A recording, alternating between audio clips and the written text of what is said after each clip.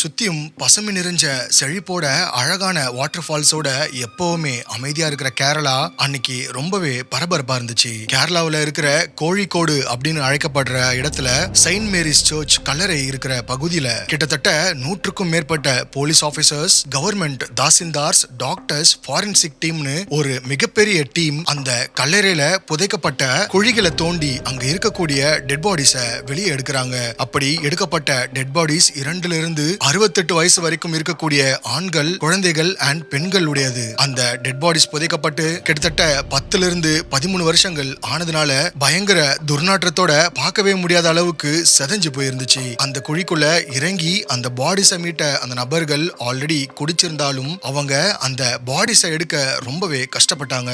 Because அந்த பாடியில இருந்து வந்த ஸ்மெல் பக்கத்துல ஒருத்தரையும் நிக்க விடல. இப்படி ஒரு ப்ராசஸ் செயின்ட் மேரிஸ் சர்ச் கல்லறையில நடக்குதுன்னு கேள்விப்பட்ட கேரளா மக்கள் கதிகலங்கி போறாங்க.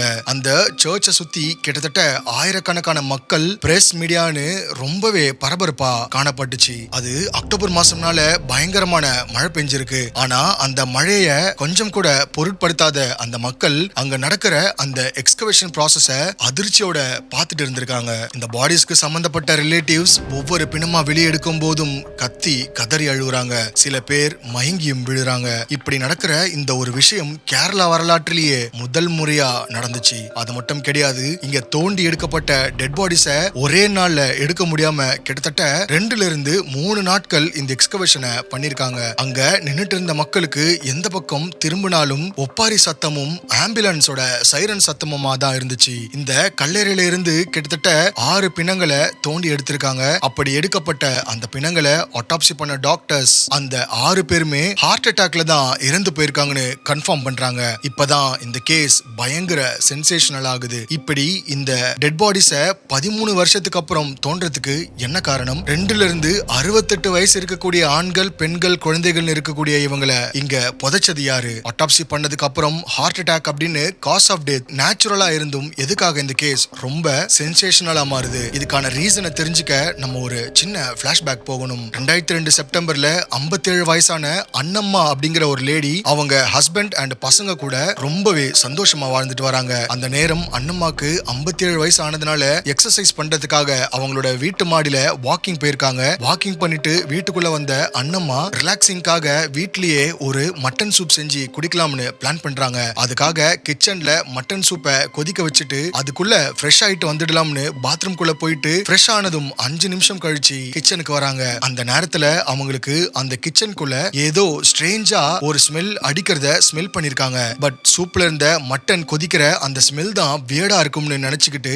அவங்க அந்த சூப்பை குடிச்சிருக்காங்க. அந்த சூப்பை குடிச்ச அடுத்த 10 நிமிஷத்துல அண்ணம்மா வீட்டோட வராண்டால துடிச்சு அதே இடத்துல சுருண்டு விழுறாங்க. பக்கத்து வீட்டுல பவா அப்படிங்கிற நெய்பர் அண்ணம்மாவோட வீட்டுக்கு தண்ணி பிடிக்க எதிர்ச்சியா வந்திருக்காரு. அப்ப அண்ணம்மா வாயில நுர தள்ளி சுருண்டு விழுந்திருக்கிறத பார்த்து அதிர்ச்சியான பவா இமிடியேட்டா பக்கத்துல இருக்க கவர்மெண்ட் ஹாஸ்பிட்டல்ல அண்ணம்மாவை கொண்டு போய் சேர்த்திருக்காரு. அங்க சோதிச்சு பார்த்த டாக்டர்ஸ் அண்ணம்மா ஆல்ரெடி இறந்து போயிட்டாங்க and cause of death heart அட்டாக்னு சொல்லி முடிச்சிருக்காரு. இதை கேள்விப்பட்ட அண்ணம்மாவோட ஹஸ்பண்ட் டாம் தாமஸ் அவங்களோட பசங்க கிட்ட அண்ணம்மா பத்தின இறந்த செய்தியை தெரிவிக்கிறாரு. கோழிக்கோடுல இருக்க கவர்மெண்ட் ஹாஸ்பிட்டலுக்கு இமிடியேட்டா வந்த அண்ணம்மாவோட 2 ஆண் பிள்ளைகளான ராய் அண்ட் ரோஜோ அவங்க அம்மாவை பார்த்து கதறி அழுகுறாங்க. கொஞ்ச நேரத்திலேயே அங்க வந்த அவங்களோட பெண் பிள்ளையான ரெஞ்சி தாமஸ் அவங்களும் கண் கலங்கி நிக்கிறாங்க. அண்ணம்மாவோட ஹஸ்பண்டுக்கு என்னதான் 3 பிள்ளைகள் இருந்தாலுமே தன்னோட மனைவி இல்ல அப்படிங்கிற ரியாலிட்டிய அக்செப்ட் பண்ண முடியாம போகுது.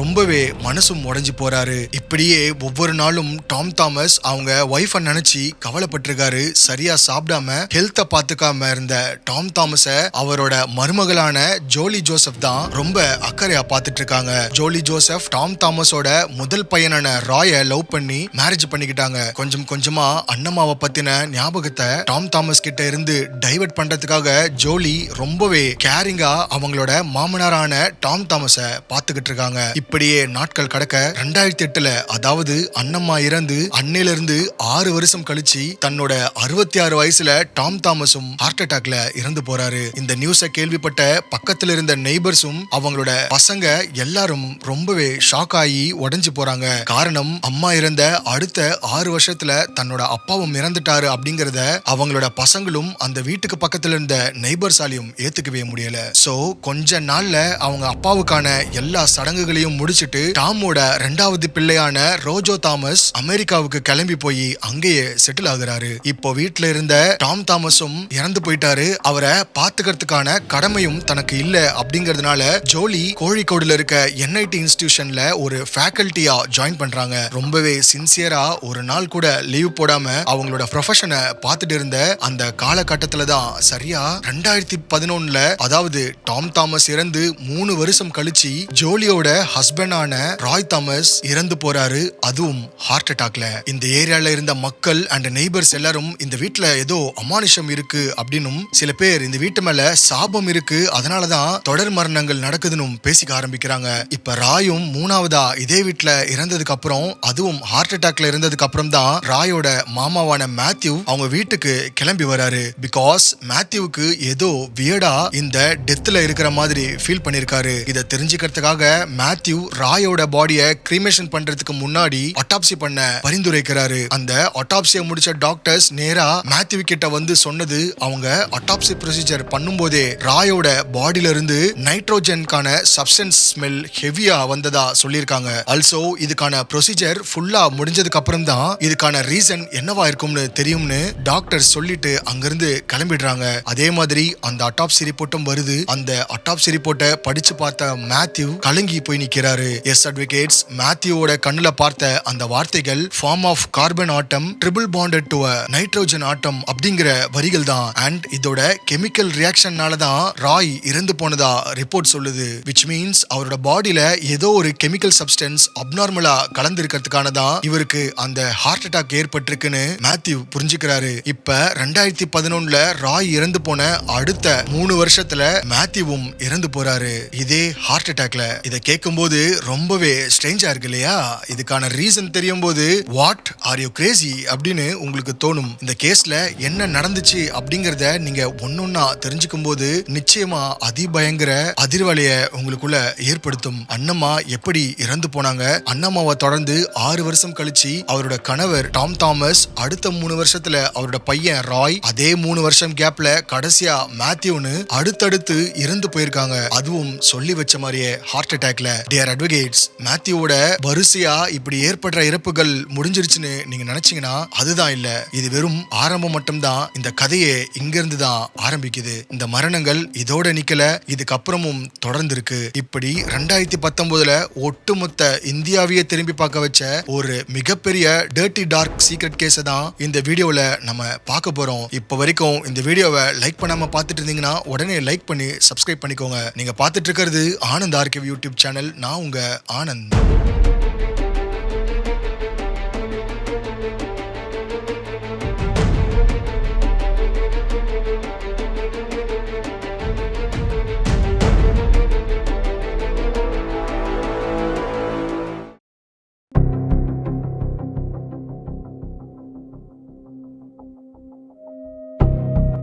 2011ல தன்னுடைய கணவரான ராயும் மாரடைப்புல இறந்து போனதை நினைச்சு அவங்களோட மனைவி ஜோலி சுக்குநூறா உடைஞ்சு போறாங்க. அவங்களுக்கு ஆல்ரெடி 2 குழந்தைகள் இருக்கு. இவங்களை எப்படி கரை சேர்க்க போறோம் அப்படிங்கிற நினைப்பு இவங்களை கலங்கி போய் நிக்க வச்சிருக்கு. இதனால இவங்களால அவங்க ஆல்ரெடி இருந்த NIT ஜாபை கண்டினியூ பண்ண முடியாம போகுது. அவங்களோட இன்லாஸ் அண்ட் ஹஸ்பண்ட் இறந்ததுக்கு அப்புறம் இவங்க ஹஸ்பண்ட் ஆல்ரெடி பார்த்துட்டு இருந்த ரியல் எஸ்டேட் பிசினஸ பாத்துக்கலாம்னு அதுல கான்சென்ட்ரேட் பண்ண ஆரம்பிக்கிறாங்க. அப்படி பிசினஸ் மேனேஜ் பண்ணிட்டு இருந்த நேரத்துல பிசினஸ் டீலிங்ஸ பேசுறதுக்காக அடிக்கடி அந்த வீட்டுக்கு வந்த ராயோட சித்தப்பா பையனான ஷஜு இவங்க மேல ஆசைப்பட்டிருக்காரு. ஷஜுவுக்கு ஏற்கனவே கல்யாணமாகி 2 வயசுல ஒரு பெண் குழந்தையும் சில்லி அப்படிங்கிற ஒரு மனைவியும் இருந்திருக்காங்க. இந்த ஸ்ட்ரேஞ்சான மரணங்கள் இப்ப ஷஜுவோட ஃபேமிலியையும் தாக்க ஆரம்பிச்சிருக்கு. அட்வொகேட்ஸ், ஷஜு அண்ட் ஜோலி பழக ஆரம்பிச்ச கொஞ்சம் மாசத்திலேயே அவரோட குழந்தையும் மனைவியும் இறந்து போறாங்க.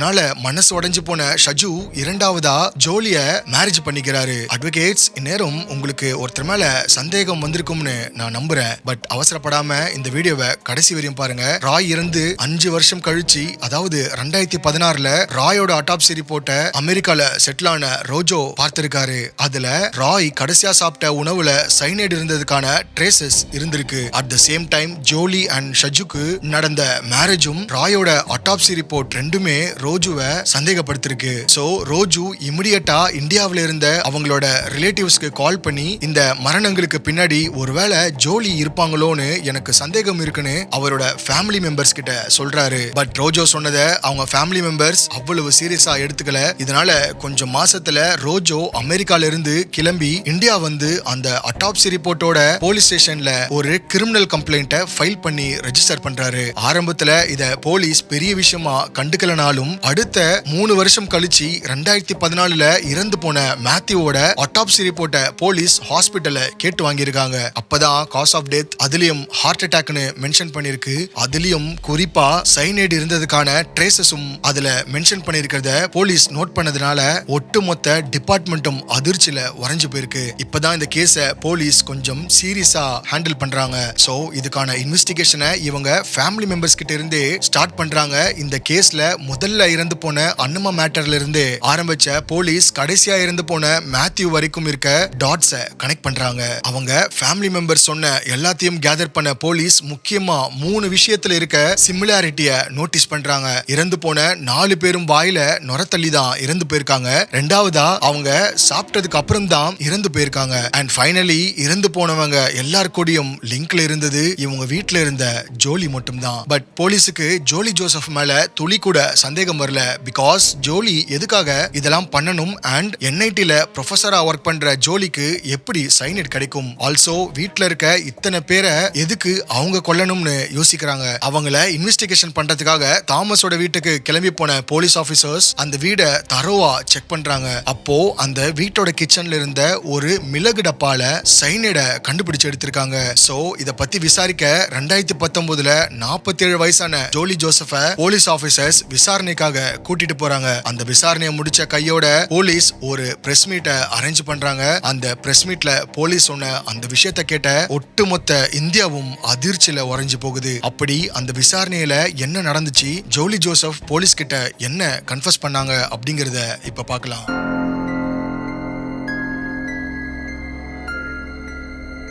ஜோலி ஜோசப் வறுமையின் கோட்டுக்கு கீழே உள்ள ஃபேமிலியில பிறந்த பொண்ணு அப்படிங்கறதால அவளுக்கு சின்ன வயசுல இருந்தே ரொம்ப வசதியா வாழணும் அப்படிங்கிற ஒரு ஆசை இருந்திருக்கு. சோ வீட்லயும் அவ படிக்கிற இடத்துலயும் யாராச்சும் காசு வச்சிருந்தா அத அவங்களுக்கு தெரியாம எடுக்கிற ஒரு திருட்டு பழக்கம் அவங்களுக்கு கொஞ்சம் இருந்ததா அவ கூட படிச்ச சில காலேஜ் மேட்ஸ் சொல்லியிருக்காங்க. ராயோட வீட்டுல நடந்த ஒரு ஃபங்க்ஷன்ல தான் ஜோலிய ராய் பார்த்திருக்காரு. பார்த்த உடனே வேட்டையாடு விளையாடு படத்துல வர கமல் மாதிரி ஜோலிய ப்ரப்போஸ் பண்ணி அங்கேயே கல்யாணம் பண்ணிக்கிறதுக்கான இன்வைட்டையும் கொடுத்திருக்காரு. ராயோட வீட்டுல சொல்லி 2 வீட்டு சம்மதம் வாங்கி ஜோலிய கல்யாணமும் பண்ணிக்கிறாரு. ராய் கொஞ்சம் வெல் செட்டில்டு ஃபேமிலினால அவரை கட்டிக்கிட்டா நம்ம ஆடம்பரமா வாழலாம்னு இருந்த போதையில ராய கல்யாணம் பண்ணிருக்காங்க. பட் அப்படி பணத்துல குறியா இருந்த ஜோலிக்கு தெரியல அவங்களோட மாமியார் அண்ணம்மா ஜோலியோட கனவுக்கு ஒரு மிகப்பெரிய முட்டுக்கட்டையா இருக்க போறாங்கன்னு. எஸ், ராய் பண்ணிட்டு இருந்த ரியல் எஸ்டேட் பிசினஸ் லாஸ்ல போயிருந்த அந்த சமயத்துல வீட்டுடைய வரவு செலவுகள் எல்லாத்தையுமே அண்ணம்மாவோட நாலேஜ்ல தான் இருந்திருக்கு. இதனால ராயோட மனைவியான ஜோலியால அவங்களோட இஷ்டத்துக்கு ஆடம்பர செலவு பண்ண முடியாம போகுது. ஆல்சோ அண்ணம்மா ஒரு ஸ்கூல் டீச்சர் அப்படிங்கறதால அவங்க இருக்க அந்த ஸ்ட்ரீட்ல அண்ணம்மாவுக்கு கொடுக்கிற அந்த ரெஸ்பெக்ட் ஜோலிய பயங்கரமா கடுப்பேத்திருக்கு. ஒரு ஸ்டேஜ்ல அந்த கடுப்பு அண்ணம்மா மேல வெறுப்பாவும் மாறி இருக்கு. சோ அண்ணம்மாவை சம்பவம் பண்ணா மட்டும்தான் இந்த சொத்து நம்ம கண்ட்ரோல்ல எடுக்க முடியும்னு முடிவு பண்ண ஜோலி ஒரு வெட்டினரி ஹாஸ்பிட்டலுக்கு போய் எங்க ஸ்ட்ரீட்ல வெறி நாய்கள் அதிகமா இருக்கு, அத கொல்றதுக்காக டாக் பாய்சன் எனக்கு வேணும் அப்படிங்கறத சொல்லி அவங்க கிட்ட அத வாங்கியிருக்காங்க. அத அண்ணம்மா சாப்பிடுற ஃபுட்ல கொஞ்சம் கொஞ்சமா மிக்ஸ் பண்ணி டெய்லியும் கொடுத்திருக்காங்க. அதனால அண்ணம்மாவுக்கு அடிக்கடி வாமிட், ஹெட் பெயின், ஸ்டொமக் பர்னிங்னு ஒவ்வொரு சென்சேஷனா காமிச்சிருக்கு. ஜோலி இன்னும் இவ சாக மாட்டா, இவளை என்ன பண்ணலாம்னு ஒரு பர்ஃபெக்ட் டைமிங்காக வெயிட் பண்றா. அந்த நாள் தான் நான் ஆல்ரெடி இன்ட்ரோல சொன்ன மாதிரி அண்ணம்மா அன்னைக்கு மார்னிங் எக்ஸசைஸ்க்காக வாக்கிங் போயிட்டு வந்து குடிச்ச அந்த மட்டன் சூப்ல சைனைட் கலந்திருக்கா. அண்ணம்மா பாத்ரூம்ல ஃப்ரெஷ் ஆகிட்டு இருந்த அந்த கேப்ல தான் அந்த மட்டன் சூப்ல சைனைட மிக்ஸ் பண்ணிருக்கா. அதனாலதான் அண்ணம்மா அன்னைக்கு அந்த மட்டன் சூப்பை குடிக்கும் போது அவங்களுக்கு ஸ்ட்ரேஞ்சான ஒரு ஸ்மெல் அடிச்சிருந்திருக்கு. அது வேற எதுவும் இல்ல, இந்த சைனைட்ல இருந்து வந்த அந்த கெமிக்கல் ஸ்மெல் தான். அண்ணம்மா அந்த சூப்பை குடிச்ச அடுத்த கொஞ்ச நேரத்துல அவங்க வாயில நுர தள்ளி துடி துடிச்சு இறந்து போனத மறைஞ்சிருந்து தன்னோட கண்ணால பார்த்ததா ஜோலி ஜோசப் போலீஸ் கிட்ட கன்ஃபஸ் பண்ணிருக்கா. இது நேச்சுரல் டெத்தா இருக்கணும்ன்றதுக்காக ஜோலி அன்னைக்கு அவங்களோட பெட்ரூமுக்கு போய் தனக்கும் இந்த மரணத்துக்கும் எந்த சம்பந்தமும் இல்ல அப்படிங்கிற மாதிரி தூங்கி ஆக்ட் பண்ணிருக்காங்க. அப்பதான் பக்கத்து வீட்டுல இருந்த நெய்பர் பவா அண்ணம்மா வறண்டால இறந்து இருக்கிறத பார்த்து ஹாஸ்பிட்டலுக்கு கூட்டிட்டு போய் அட்மிட் பண்ணிருக்காரு. அப்படி அண்ணம்மா இருந்ததுக்கு அப்புறம் இனிமேல் நம்மளோட ரூட் கிளியர் ஆயிருச்சுன்னு இஷ்டத்துக்கு இனிமேல் செலவு பண்ணலாம்னு ரொம்பவே சந்தோஷப்பட்ட ஜோலி ஜோசப்க்கு அடுத்த தலைவலியா அண்ணம்மாவுடைய கணவரான டாம் தாமஸ், அதாவது ஜோலியோட மாமனார் குறுக்க வந்து நிக்கிறாரு. அண்ணம்மா இறந்ததுக்கு அப்புறமா அந்த வீட்டுடைய மொத்த பொறுப்புமே டாம் தாமஸ் கிட்ட தான் போகுது. அதனால சொத்தை அனுபவிக்கிறதுக்காகவும் பணத்துக்காகவும் தன்னோட சொந்த மாமனார் கிட்டயே ரொம்ப கேவலமா நெருங்கி பழக ஆரம்பிச்சிருக்காங்க. தன்னோட மனைவி இறந்து போன அந்த துக்கத்துல தன்னையும் மறந்து தன்னோட சந்தோஷத்தையும் தனக்கான நிம்மதியையும் தன்னோட மருமகள் கிட்ட டாம் தாமஸ் தேடி இருக்காரு. தன்னோட சொந்த மாமனார் கிட்டே கணவன் மனைவி போல பழகி இருக்காங்க. டாம் தாமஸ் எல்லா சொத்தையுமே ஜோலிக்கு மட்டும்தான் எழுதி வைப்பார்னு கனவு கடல்ல இருந்த ஜோலி கொஞ்சம் கூட எதிர்பார்க்காத மாதிரி அவர் அவங்களோட பசங்களுக்கு எல்லா சொத்தையும் எழுதி வைக்கிறாரு. அவ்வளவு நாட்களா கணவரோட அப்பா கூட வாழ்ந்துட்டு வந்த ஜோலி பயங்கர கோபம் கலந்த ஏமாற்றமும் அடையறா. சோ தன்னை ஏமாத்திட்டாரு அப்படிங்கிற விரக்தியில டாம் தாமஸ சம்பவம் பண்ண பிளான் பண்ணிருக்கா. மறுபடியும் அதே வெட்டினரி ஹாஸ்பிட்டலுக்கு போனா டவுட் வரும்னு இவளோட எக்ஸ் லவர் அண்ட் தூரத்து சொந்தமான எம்எஸ் மேத்யூ அப்படிங்கிற நபரை மீட் பண்ணி வீட்டுல எலி தொல்லை அதிகமா இருக்கு, அதனால கொஞ்சம் சைனைட் எனக்கு கொண்டு வந்து கொடுக்க சொல்லி கேட்டிருக்கா. எம்எஸ் மேத்யூ ஆல்ரெடி ஒரு ஜுவல்லரி ஷாப்ல வேலை செய்யற பர்சன், அதனால தெரிஞ்ச பொண்ணு தானே நினைச்சிட்டு சைனைட கொண்டு வந்து கொடுத்திருக்கான். அட்வொகேட்ஸ், இந்த இடத்துல நான் ஒரு விஷயத்தை கிளாரிஃபை பண்றேன். நம்ம இன்ட்ரோல ஒரு மேத்யூவை பார்த்தோம் இல்லையா, அது ராய் தாமஸோட அங்கிள் மேத்யூ. அவரும் இந்த எம்எஸ் மேத்யூவும் ஒரே பர்சன் கிடையாது, வேற வேற பர்சன். அந்த மேத்யூ ராய் தாமஸோட மாமா, இந்த எம்எஸ் மேத்யூ ஜோலியோட எக்ஸ் லவர். சோ கன்ஃபியூஸ் பண்ணிக்காதீங்க. இப்ப இத வாங்கிட்டு போன ஜோலி தன்னுடைய மாமனார் டாம் தாமஸுக்கு அவருக்கு பிடிச்ச உணவை சமைச்சு அதுல சைனட கலந்து கொடுத்திருக்கா. இப்போ ஜோலிக்கு நம்ம சைனட கொடுத்த கொஞ்ச நாள்லயே ஜோலியோடைய மாமனார் டாம் தாமஸ் இறந்து போனது எம்எஸ் மேத்யூக்கு ஒரு சந்தேகத்தை ஏற்படுத்தியிருக்கு. அதனால எம்எஸ் மேத்யூ ஜோலிய ஒரு டைம் மீட் பண்ணும்போது நான் கொடுத்த சைனடால எலிய கொல்றதுக்கு பதிலா உன் மாமனாரை கொலை பண்ணிட்டியான்னு ஜோலிய பார்த்து சிரிச்சுட்டு சொல்லியிருக்காரு. அதுக்கு ஜோலி, ஆமா இது நமக்குள்ளே இருக்கட்டும், பிளீஸ் உனக்கு நான் எவ்வளவு பணம் வேணாலும் தரேன்னு சொல்லி பயந்துருக்கா. இதை கேட்டு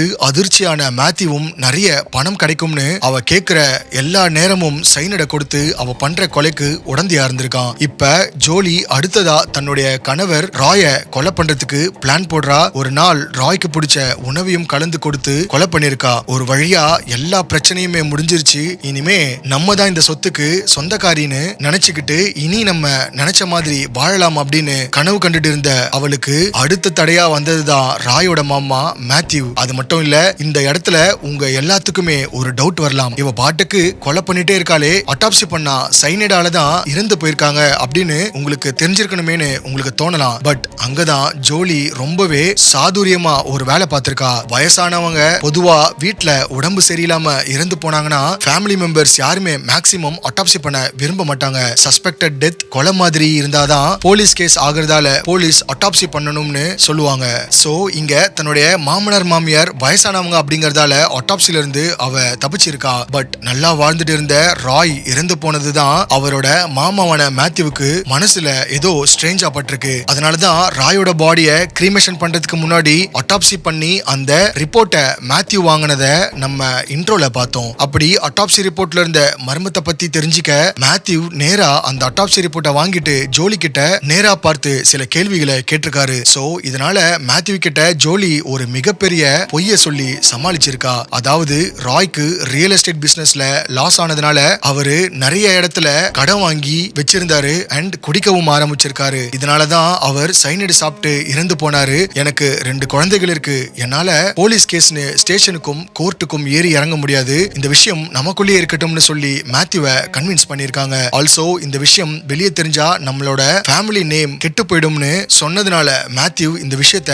அப்படியே விட்டுருக்காரு. ஆனா அதுக்கப்புறம் தான் சரியா 3 வருஷம் கழிச்சு மேத்யூ ஜோலியோடைய வீட்டுக்கு போயிருக்காரு. முதல்ல ஜோலி கிட்ட ரொம்பவே கேஷுவலா பேசிட்டு இருந்த மேத்யூ திடீர்னு ராய்க்கு எப்படி சைனைடு கிடைச்சிருக்கும்னு கேக்குறாரு. அதுக்கு டென்ஷனான ஜோலி இருங்க டீ குடிச்சிட்டே பேசலாம்னு நேரா உள்ள போய் டீ ரெடி பண்றாங்க. அப்படி அந்த டீயை குடிச்ச மேத்யூ அடுத்த 5 நிமிஷத்துல நம்ம எதிர்பார்க்கிற மாதிரியே வாயில நுர தள்ளி சுருண்டு விழுந்திருக்காரு. அவருக்கும் அந்த டீல சைனைட் கலந்து கொடுத்து அவளோட வீட்லயே அவரையும் சம்பவம் பண்ணிருக்கா. எல்லார்கிட்டையுமே அவளை பார்க்க வந்த இடத்துல மேத்யூவுக்கு ஹார்ட் அட்டாக் வந்துருச்சுன்னு சொல்லி சமாளிச்சிருக்கா. நெய்பர்ஸும் ஏற்கனவே அந்த வீடு ராசி இல்லாத வீடு, சபிக்கப்பட்ட வீடு அப்படின்னு பேசிட்டு இருந்ததால நெய்பர்ஸ் கூடயும் இவ ரொம்பவே நல்லா பழகிட்டு இருந்ததுனால அவங்க மேல யாருக்குமே எந்த ஒரு சந்தேகமும் வரல. இவ சொல்றதையும் நம்பி இருக்காங்க. ஆனா ஜோலி அவ பண்ற கொலைய அதோட நிறுத்தல. இப்படி 4 கொலைகளை பண்ணியுமே யாருக்குமே தான் மேல எந்த சந்தேகமும் வரல அப்படிங்கிற விஷயம் அவளுக்கு இன்னுமே துணிச்சலை கொடுத்திருக்கு. இதே துணிச்சலோட அவ அடுத்த கொலைக்கு தயாராயிருக்கா. தன்னுடைய கணவர் ராய் இறந்ததுக்கு அப்புறமா அந்த ரியல் எஸ்டேட் பிசினஸ் ஆரம்பிச்ச நேரம் தான் ஷஜு மேல ஆசைப்பட்டு அவனை மேரேஜ் பண்ணிக்க பிளான் பண்ணிருக்கா. அப்படி யோசிக்கும் போதே ஃபியூச்சர்ல சப்போஸ் அப்படி மேரேஜ் பண்ணணும்னா ஷஜுக்கு 2 வயசுல ஒரு குழந்தை இருக்கு, அந்த குழந்தையும் நம்ம தான் பாத்துக்க வேண்டி வரும்னு நினைச்சு அது தொல்லை அப்படின்னு முடிவு பண்ண ஜோலி ஷஜுவை மேரேஜ் பண்றதுக்கு முன்னாடி இந்த குழந்தைய கொன்னுடணும்னு ஒரு பிளான் பண்ணிருக்கா. அதுக்கான சமயம் பார்த்து காத்துட்டு இருந்திருக்கா. அவ நினைச்ச மாதிரியே அதுக்கான சமயமும் வருது. ஷஜுவோடைய வீட்டுல ஒரு ஃபங்க்ஷனுக்காக இவளை இன்வைட் பண்ணிருக்காங்க. அந்த ஃபங்க்ஷனுக்கு அண்ணம்மாவுடைய கடைசி பொண்ணு ரெஞ்சி தாமஸையும் இன்வைட் பண்ணிருக்காங்க. அன்னைக்கு ஷஜுவோடைய மனைவியான சில்லி கொஞ்சம் ஒர்க்ல பிஸியா இருந்ததுனால தன்னுடைய குழந்தைய ரெஞ்சி கிட்ட கொடுத்து கொஞ்சம் சாப்பாடு ஊட்டி விட சொல்லிருக்காங்க. இத நோட் பண்ண ஜோலி உடனடியா கிச்சனுக்கு போய் அவளுடைய ஹேண்ட்பேக்ல இருந்த அந்த சைனடை எடுத்து அந்த சாப்பாட்டுல மிக்ஸ் பண்றா. இது தெரியாத ரெஞ்சியோ அந்த சாப்பாட்டை குழந்தைக்கு ஊட்டி இருக்கா. சைனடு தடவப்பட்ட அந்த சாப்பாடு அந்த குழந்தையோட வாய்க்குள்ள போன கொஞ்ச நேரத்திலேயே சைனடோட பவர் தாங்காம ஒரு சில நொடிகள்லயே அதுவும் இறந்து போயிருக்கு. இதுல ஆச்சரியமான விஷயம் என்ன அப்படின்னா அப்ப கூட யாருக்குமே ஜோலி மேல சந்தேகம் வராத அளவுக்கு நாடகம் ஆடி இருக்கா. இப்ப ஷஜுவை கல்யாணம் பண்றதுக்கு தடையா இருக்கிறது ஷஜுவுடைய மனைவியான சில்லி மட்டும் தான். ஒரு நாள் ஷஜுவும் சில்லியும் டென்டிஸ்ட் கிட்ட போறதா சொன்னதுமே நானும் கூட வரேன் அப்படின்னு ஜோலியும் அவங்க கூட போயிருக்காங்க. ஷஜு டென்டிஸ்ட் பாக்குறதுக்காக உள்ள போனதுமே வெளியே வெயிட் பண்ணிட்டு இருந்த ஜோலியும் சில்லியும் சேர்ல உட்கார்ந்துருக்காங்க. அன்னைக்கு ஃபீவர்ல இருந்த சில்லி ஜோலி கிட்ட கொடுத்து வச்சிருந்த ஃபீவர் டேப்லெட்ஸையும் தண்ணியையும் கேட்டிருக்காங்க. இதுதான் சான்ஸ் அப்படின்னு டேப்லெட்டையும் தண்ணீர் பாட்டிலையும் கொடுக்கும்போது ஒரு ஓரமா போய் நின்னு வாட்டர் பாட்டில யாருமே பார்க்காத மாதிரி சைனட மிக்ஸ் பண்ணிருக்கா. இது தெரியாம டேப்லெட் சாப்பிட்டு தண்ணியை குடிச்ச கொஞ்ச நேரத்திலேயே சில்லிக்கு தன்னை கொலை பண்ணது ஜோலி தான் அப்படிங்கிறது தெரியாமையே ஜோலியோடைய மடியிலேயே இறந்து போயிருக்காங்க. பணக்கார வாழ்க்கைய வாழ தடங்களா இருந்ததால அண்ணம்மா அதுக்கப்புறமா அவங்களுடைய கணவர் டாம் தாமஸ் அதுக்கப்புறமா அவளோட கணவர் ராய் டெத்ல சந்தேகப்பட்ட ராயோட மாமா மேத்யூ ஃபைனலி ஷஜு மேல ஏற்பட்ட ஆசையால அவருடைய 2 வயசு அப்பாவி குழந்தை அதுக்கப்புறமா ஷஜுவோடைய மனைவி சில்லி அப்படின்னு மொத்தம் 6 கொலைகளை சர்வசாதாரணமா பண்ணிருக்கா. ஷஜுவை கல்யாணம் பண்றதுக்காக ஷஜுவோடைய 2 வயசு குழந்தை ஷஜுவோடைய மனைவி சில்லிய கொலை பண்ணிட்டு ஷஜுவை 2வதா கல்யாணம் பண்ணதுக்கு அப்புறம் கூட ஜான்சன் அப்படிங்கிற வேற ஒரு நபர் கூட ஜோலிக்கு அஃபேர் ஏற்பட்டிருக்கு. இது எல்லாத்தையுமே ஜோலி போலீஸ் கிட்ட கன்ஃபஸ் பண்ணதுக்கு அப்புறம் தான் இன்னும் இவளுடைய டிராப்ல யார் யாரெல்லாம் ஹெல்ப் பண்ணிருக்கா அப்படின்னு தெரிஞ்சுக்கிறதுக்காக அவ 17 வருஷமா ஃபேக்கல்ட்டியா ஒர்க் பண்ணிட்டு இருந்ததா சொல்லப்பட்ட கேலிக்கட்ல இருக்கிற அந்த என்ஐடி இன்ஸ்டிடியூட்ல ஒர்க் பண்ணிட்டு இருந்த ஸ்டாஃப்ஸ் கிட்ட போய் போலீஸ் இன்வெஸ்டிகேட் பண்ணிருக்காங்க. அப்பதான் இன்னொரு பயங்கரமான ஷாக்கிங் நியூஸும் தெரிய வருது. அங்க இருக்கிற ஸ்டாஃப்ஸ் என்ன சொல்லிருக்காங்கன்னா ஜோலி என்ஐடில ஒர்க் பண்ணவே இல்லை அப்படின்னும் அவங்க அடிக்கடி காலேஜுக்கு வருவாங்க, வந்து கேன்டீன்ல உட்காந்து சாப்பிட்டுட்டு கிளம்பிடுவாங்கன்னு சொல்லிருக்காங்க.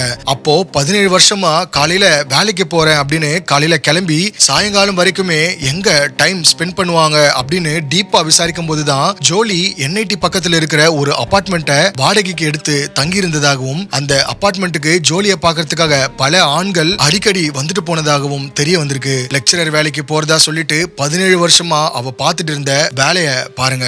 வாழ்க்கையில பொய் சொல்லலாம், ஆனா 17 வருஷமா ஜோலி எல்லாத்தையுமே ஏமாத்திட்டு பொய்யா வாழ்ந்துட்டு இருந்திருக்காங்க. அதனாலதான் இந்த கேஸ்ல ஜோலிக்கு உச்சக்கட்ட ஜட்ஜ்மெண்ட் வாங்கி கொடுக்கறதுக்காக ஸ்பெஷல் ஸ்பெஷல் பர்மிஷன் வாங்கி அந்த கிரிமேஷன் பண்ண பாடியை எக்ஸ்கவேட் பண்ணிருக்காங்க. அதுதான் நம்ம இன்ட்ரோல பார்த்தோம். இதுல இன்னொரு விஷயம் என்ன அப்படின்னா, அடுத்ததா அவ இப்ப ஷஜுவை கல்யாணம் பண்ணதுக்கு அப்புறமா ஜான்சன் அப்படிங்கிற ஒரு நபர் கூட அஃபேர்ல இருந்திருக்கான்னு சொல்லியிருந்தேன் இல்லையா, அந்த ஜான்சனோட மனைவியும் கொலை பண்ணலாம் அப்படிங்கிற ஒரு பிளானையும் யோசிச்சு வச்சிருந்திருக்கா. அதன்படி ஜோலியோடைய பிளான் என்ன அப்படின்னா, ஷஜு ஒரு டீச்சர் அப்படிங்கறதாலையும் ஷஜுவை கொலை பண்ணா அந்த டீச்சர் போஸ்டிங் தனக்கு கிடைக்கும் அப்படிங்கறதையும் நினைச்சிட்டு ஜான்சனோட மனைவியை கொலை பண்ணி ஷஜுவோட டீச்சர் வேலையும் வாங்கி நம்ம ஜான்சன் கூடிய சந்தோஷமா வாழலாம் அப்படின்னு ஒரு பிளான் பண்ணிருக்கா. இப்படி மனநலம் பாதிக்கப்பட்ட மாதிரியான ஒரு சைக்கோ நல்லா வாழ்ந்த 2 குடும்பத்தையும் நாசம் பண்ணிருக்கா. இந்த கேஸ்ல இன்வெஸ்டிகேஷன் இன்னும் போயிட்டு தான் இருக்கு. ஜோலி இப்ப ஜெயில தான் இருந்திருக்கா. இந்த 6 பாடிஸையும் எக்ஸ்கவேட் பண்ணி ஆட்டாப்சி பண்ண அந்த ஆட்டாப்சி ரிப்போர்ட்ஸை கோர்ட்ல சப்மிட் பண்ணி இவளுக்கான ஜட்ஜ்மெண்ட்டை போலீஸ் வாங்குறதுக்கான ப்ராசஸ ட்ரையல் மூலமா நடத்திட்டு வராங்க. இந்த வீடியோ மட்டும் இல்ல, யூடியூப்ல காமிக்க முடியாத சென்சேஷனலான அன்சீன் ட்ரூ இமேஜஸ் ஒவ்வொரு வீடியோ போஸ்ட் பண்ண டே அன்னைக்கு ஈவினிங் என்னோட நியூ டெலிகிராம் குரூப்ல அப்டேட் பண்ணுவேன். நம்ம வீடியோஸ்ல நிறைய சென்சேஷனலான ஷாக்கிங் இமேஜஸ் காமிக்க முடியாது. சோ உடனே டிஸ்கிரிப்ஷன்ல ஆர் என்னோட ப்ரொஃபைல்ல இருக்க டெலிகிராம் லிங்கை கிளிக் பண்ணி ஜாயின் பண்ணிக்கோங்க. ஜாயின் பண்ணி எக்ஸ்க்ளூசிவா அந்த கிரைம் ஸ்பாட்டோட இமேஜஸ், வீடியோஸ் அண்ட் ஆடியோஸை பாருங்க. இந்த கேஸை பத்தி நீங்க என்ன நினைக்கிறீங்க அப்படிங்கிற உங்களோட கருத்தை மறக்காம கமெண்ட்ல சொல்லுங்க. இந்த வீடியோவை இன்னும் லைக் பண்ணாம பார்த்துட்டு இருந்தீங்கன்னா உடனே லைக் பண்ணிட்டு சப்ஸ்கிரைப் பண்ணிக்கோங்க. நம்ம சேனலோட அட்வொகேட்டாவும் மாறிடுங்க. நான் அட்வொகேட்னு சொன்னது என்னோட வியூவர்ஸ் ஆன உங்களை தான்.